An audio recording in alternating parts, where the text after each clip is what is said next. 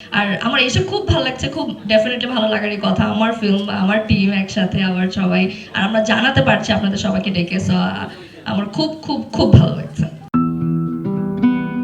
ছোট পর্দার জনপ্রিয় অভিনেত্রী তানিয়া বৃষ্টি ব্রেন টিউমারে আক্রান্ত হয়েছেন। ভালোবাসা দিবসে সামাজিক যোগাযোগ মাধ্যমে এ তথ্য জানান তিনি নিজেই। হাসপাতালের বিছানায় বসে তোলা একটি ছবি পোস্ট করেন তানিয়া। ছবিতে হাতে ফুলের তোড়া, মুখে মলিন হাসি। ক্যাপশনে তিনি লেখেন, সবাইকে ভালোবাসার দিবসের শুভেচ্ছা। পরিবার থেকে ফুল পেয়েছি। আমি তোমাদের সবাইকে ভালোবাসি।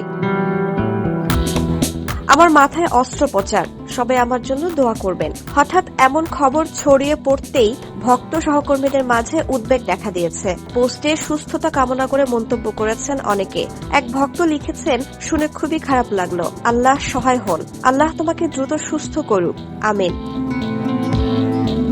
অন্য এক অনুরাগী লিখেছেন, আপু দোয়া রইল, তাড়াতাড়ি সুস্থ হয়ে আমাদের মাঝে ফিরে এসো। ক্যারিয়ারের ব্যস্ত সময়ে এমন কঠিন পরীক্ষার মুখে দাঁড়িয়ে তানিয়া বৃষ্টি সবার কাছে দোয়া চেয়েছেন। এখন তার ভক্তদের একটাই প্রার্থনা, সফল অস্ত্রোপচার শেষে দ্রুত সুস্থ হয়ে আবার অভিনয়ে ফিরুক প্রিয় মুখ।